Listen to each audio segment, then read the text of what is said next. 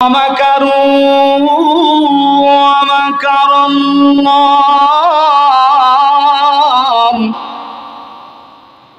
والله خير الماكرين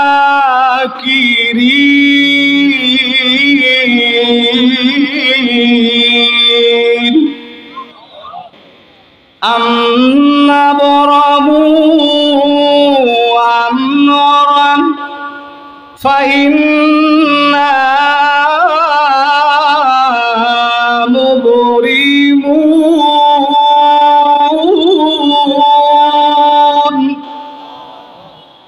রব্বুল আলামিন বলেন ওরা 5 তারিখে মাকড়সার জালের মতো ষড়যন্ত্রের জাল বিস্তার করেছিল ডিজিটাল কায়দায়, আর আমি আল্লাহ রব্বুল ইজ্জত ওদের সকল ষড়যন্ত্রকে ওই 5 তারিখে নস্যাৎ করে দিয়েছি স্মার্ট কায়দায়। ওরা চেয়েছিল নায়েবে রাসূলদেরকে রাখবে না, এই বাংলার জমিনে ইসলামী আন্দোলনকে রাখবে না, কিন্তু আমার আল্লাহ দায়িত্বহীন কণ্ঠে জানিয়ে দিলেন নায়েবে রাসূলরা বাংলার জমিনে থাকবে, তোরা বাংলার জমিনে থাকতে পারবে না। সম্মানিত ভাইরা আমার, বাংলাদেশ ছাড়া পৃথিবীতে এমন কোন রাষ্ট্র নাই যেখানে প্রধানমন্ত্রী থেকে শুরু করে চৌকিদার পর্যন্ত দেশ ছেড়ে পালায়। কথা বলেন না কেন? সুতরাং আজ যারা এ দেশ ছেড়ে পালিয়ে প্রভুর দেশে আশ্রয় নিয়েছে, টুডে আর টুমরো, আজ হোক কাল হোক, তাদেরকে ডান্ডা বেড়ি পরিয়ে বাংলার জমিনে আনা হবে। নতুন ভাবে ট্রাইব্যুনাল গঠন করে কোরআনের পাকে আল্লামা সাঈদীর প্রতিটা রক্তের ফোঁটার বদলা বাংলার জমিনে ফাঁসির মাধ্যমে কার্যকর করা হবে। সেদিন পালানো তো দূরে থাক, পালানোর জন্য তারা 1 ইঞ্চি পরিমাণ জায়গাও তারা আর খুঁজে পাবে না, পাবে না, পাবে না। কথা বলেন ঠিক কি না? ঘেরে যখন ভাইরাস লাগে তখন সরপুটিও মরে, জাপানি পুটিও মরে, ছোট মাছও মরে, বড় মাছও মরে, হাইব্রিড নেতাও মরে, পাতি নেতাও মরে, ছোট নেতাও মরে, বড় নেতাও মরে। 5ই আগস্টের পতনের মাধ্যমে আল্লাহ রাব্বুল আলামিন জালিমদেরকে ধরা শুরু করেছেন।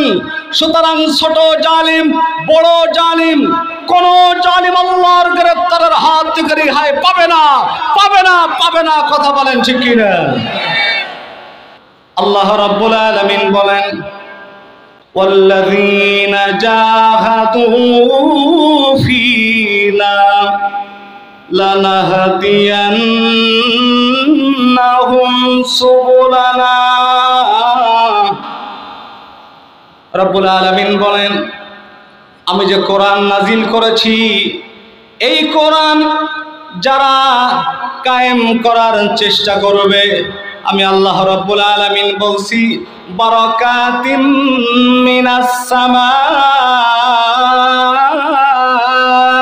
ওয়াল আরদ, আসমান এবং জমিনের যত রহমতের দরজা আছে, সমস্ত রহমতের দরজাগুলো আমি আমার বান্দার জন্য খুলে দেব। সত্য হলো এই যে জমিনে কোরআন কায়েম থাকে না, ওই জমিনে কোরআন কায়েমের চেষ্টা করতে হবে। ওয়া ইন্নাল্লাহা মাআল মুহসিনিন। আল্লাহ বলেন যারা চেষ্টা করবে তারাই কেবলমাত্র মুহসিন বান্দা। আর আমি আল্লাহ রাব্বুল ইজ্জত ওই সমস্ত মুহসিন বান্দাদের সাথে আছি। চিৎকার দিয়ে বলেন আল্লাহু আকবার।